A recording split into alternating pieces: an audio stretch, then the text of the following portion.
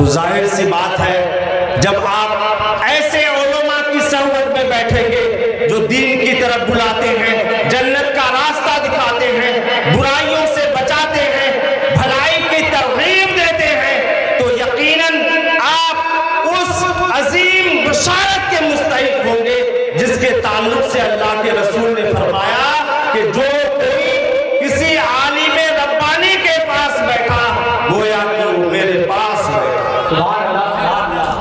اس کے علاوہ بھی بے شمار فضیلتیں اللہ کے رسول صلی اللہ تعالی علیہ وسلم نے حدیث پاک میں بیان فرمایا ہے۔ ایک حدیث میں ہے کن عالمن او متعلمن او مستمعن او محبن لا تکون الخامس لے تہلک، یا تو عالم بن جاؤ، عالم سے محبت کرنے والے بن جاؤ، عالم کی سننے والے بن جاؤ، یا پھر پانچواں نہ بنو ورنہ ہلاک ہو جاؤ گے۔ عالم کی قدر و منزلت، ان کی منصب اور فضیلت اس حدیث پاک سے آیا ہے۔ یوں ہی اگر آپ آگے بڑھتے جائیں تو بے شمار فضیلتیں اللہ کے رسول نے علماء کرام، حفاظ کرام کے لیے بیان فرمایا ہے۔ یہ طلبہ جو مدارس میں پڑھتے ہیں، اپنے عزیز و اقارب کو چھوڑ کر، ماں باپ کے پیار کو چھوڑ کر، اس مختصر اور چھوٹی سی عمر میں سارے آرام کو تج کر جو مدرسہ آتے ہیں، ان طلبہ کے تعلق سے اللہ کے رسول فرماتے ہیں کہ یہ جس گاؤں سے گزر جاتے ہیں، اللہ رب العزت اس گاؤں کے قبرستان سے 40 دن کے لیے مردوں سے عذاب اٹھا لیا کرتے۔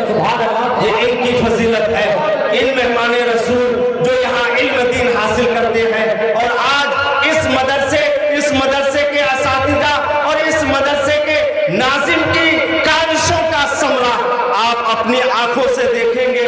ان مدارس نے ہمیں کیا دیا ہے، میں اب چند جملوں میں آپ کو بتانا چاہتا ہوں کہ مسلمانوں کا آج ایک بڑا طبقہ جس کا نظریہ قرآن کے تعلق سے یا جس کا علم قرآن کے تعلق سے صرف اتنا ہے کہ قرآن میں صرف نماز، روزہ، حج و زکوٰۃ کا بیان ہے۔ بچہ مدرسے میں پڑھے گا، قرآن کی تعلیم حاصل کرے گا، کسی مسجد کا امام بن جائے گا، کسی مدرسے کا مدرس بن جائے گا، داعی اور مبلغ بن کر اسلام کی خدمت اور تبلیغ کرے گا۔ یہ سارے منصب ایسے ہیں، یہ سارے عہدے ایسے ہیں جو ایک خوشگوار اور پرسکون زندگی کی ضمانت نہیں دیتے۔ اس لیے قرآن کی تعلیم حاصل کرنے سے کیا ہوگا؟ اپنے بچوں کو IAS بنائیے، اپنے بچوں کو IPS بنائیے، اپنے بچوں کو ڈاکٹر اور انجینئر بنائیے۔ ایک بڑا طبقہ جو دنیا دار طبقہ ہے، ان کی فکر و نظر اور ان کا علم اس قدر محدود ہے کہ وہ اس تعلیم کو سمجھتے ہیں کہ جو بچہ یہ تعلیم حاصل کرتا ہے وہ خوشگوار زندگی گزارنے کا متحمل نہیں ہوتا ہے۔ میں کہتا ہوں میرے بھائی، آپ نے بغور نہ کبھی قرآن کی تلاوت کی، آپ نے بغور نہ کبھی علماء کی باتیں سماعت کی، اور نہ ہی آپ کو ان مقدس علماء کی صحبت میں بیٹھنا نصیب ہوا۔ میں آپ کو بتاتا ہوں قرآن نے ہمیں کیا دیا، قرآن ہمیں کس نہج پر چلنے کا حکم دیتا ہے۔ آپ دیکھیں کہ یہ فزکس کیا ہے، سائنس کی ایک برانچ ہے، سائنس کا ایک شعبہ ہے۔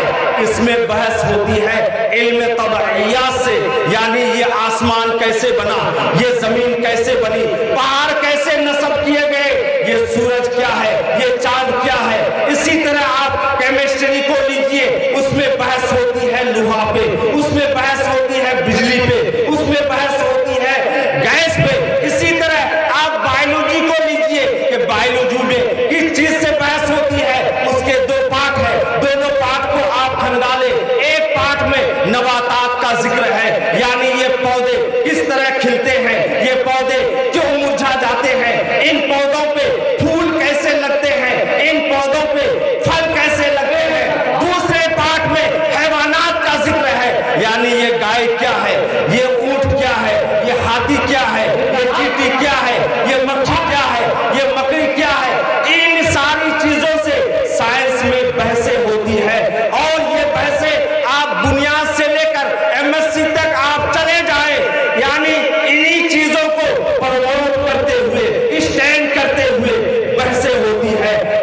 आप इन चीजों को देखें। जिस तरह एक तालिब इल्म जब वो मदरसा में आता है और उला में पहुंचता है, उसे हम नौमीन पढ़ाते हैं। नौमीन में क्या है जनाब?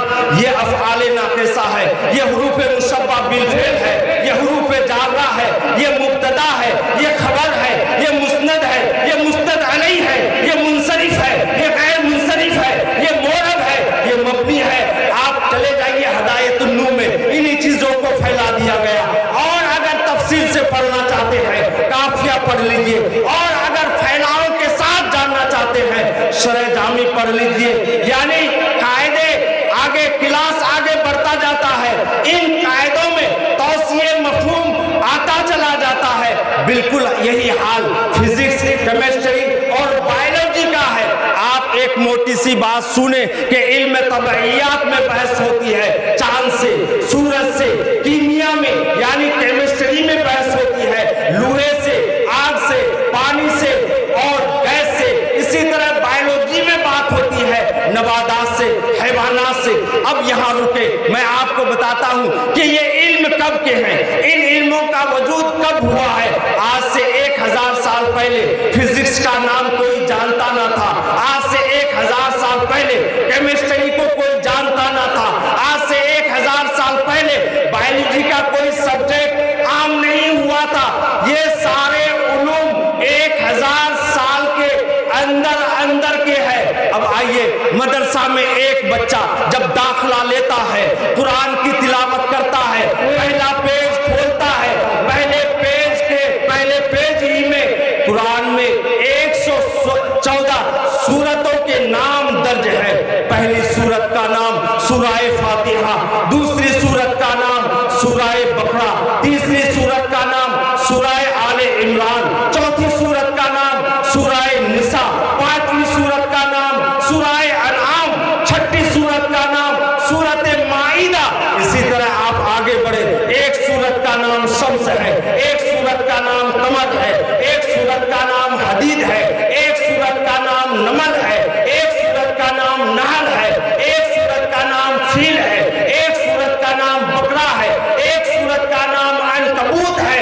यानी ये सारे उलूम जो मैंने आपको बताए, ये 1000 साल बाद, 1000 साल के अंदर अंदर के उलूम है। और वो कुरान जो आज से 1450 साल पहले अल्लाह के रसूल सल्लल्लाहु अलैहि वसल्लम पर नाजिल हुआ, मैं उस कुरान की बात करता हूँ। अब फिजिक्स में बहस होती है, किससे? फिजिक्स में बहस होती है सूरज से। सूरज को अंग्रेजी में सन और अरबी में शम्स कहा जाता है, और शम्स नाम की सूरज 1450 साल पहले ही से कुरान में मौजूद है। फिजिक्स में बहस होती है चांद से। चांद को अंग्रेजी में मून और अरबी में कमर कहा जाता है। कमर नाम की सूरत 1450 साल पहले ही से कुरान में मौजूद है। मैं उस कुरान की बात कर रहा हूँ जो 1450 साल पहले नाजिल हुआ। केमिस्ट्री में बहस होती है लोहे पे, और लोहे को अरबी में हदीद कहा जाता है। हदीद नाम की सूरत कुरान में 1400 साल पहले ही से मौजूद है। केमिस्ट्री में बहस होती है गैस पे। गैस को अरबी में दुहान बोला जाता है। दुहान नाम की सूरत कुरान में 1450 साल पहले ही से मौजूद है। केमिस्ट्री में बहस होती है बिजली से। बिजली को अरबी में राद बोला जाता है। राद नाम की सूरत कुरान में 1450 साल पहले ही से मौजूद है। बायोलॉजी में बहस होती है गाय से। गाय को अरबी में बकरा बोला जाता है। बकरा नाम की सूरत 1450 साल पहले ही से कुरान में मौजूद है। साइंस में बहस होती है मकड़ी से। मकड़ी को अरबी में अनकबूत बोला जाता है। अनकबूत नाम की सूरत कुरान में 1450 साल पहले ही से मौजूद है। साइंस में बहस होती है शहद की मक्खी पे। शहद की मक्खी को अरबी में नहल बोला जाता है। नहल नाम की सूरत कुरान में 1450 साल पहले ही से मौजूद है। साइंस में बहस होती है चींटी पे। चींटी को अरबी में नमल बोला जाता है। नमल नाम की सूरत 1450 साल पहले ही से कुरान में मौजूद है। तो ये एक बात की दलील है कि कुरान, वो साइंस की दुनिया आज जिन उन्वानात पर बहस करती है, उन उन्वानात के नाम पर आज से 1450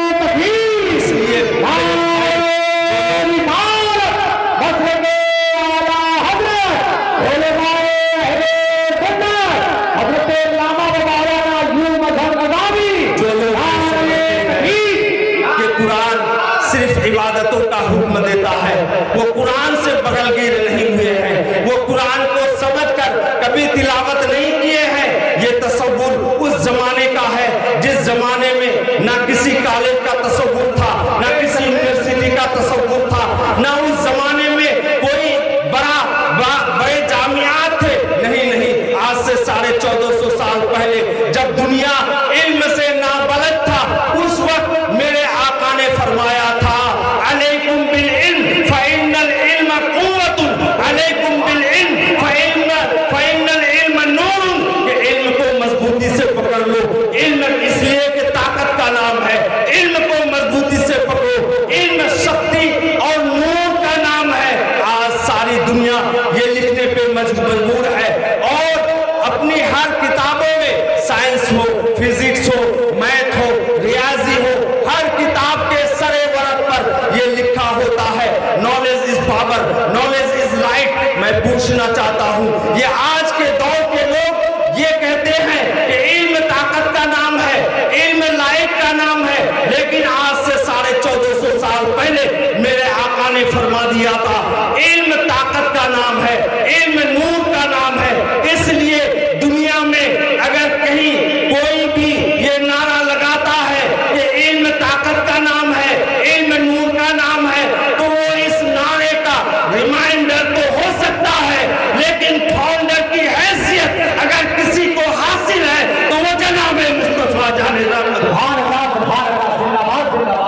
इसलिए हमें मदरसा क्या देता है, हमें कुरान क्या देता है, हमें दीनी तालीम क्या देती है, इस पर गौर करने की जरूरत है, इसको समझने की जरूरत है। और आज की इस दौर में जब सारी दुनिया इस्लाम को मिटाने पे तुली है, जब सारी दुनिया मुसलमानों को निस्त नाबूद करने में लगी हुई है, जरूरत इस बात की है कि हम दीन के इन कीलों को मजबूत करें, अपनी माली कुर्बानी दे, अपनी जानी कुर्बानी दे, अपने वक्त की कुर्बानी दे, मदरसे में आए, मदरसे में जाके देखे कि यहाँ की चीज की जरूरत है, चटाई की जरूरत है, लाइट की जरूरत है, पंखे की जरूरत है, राशन की जरूरत है।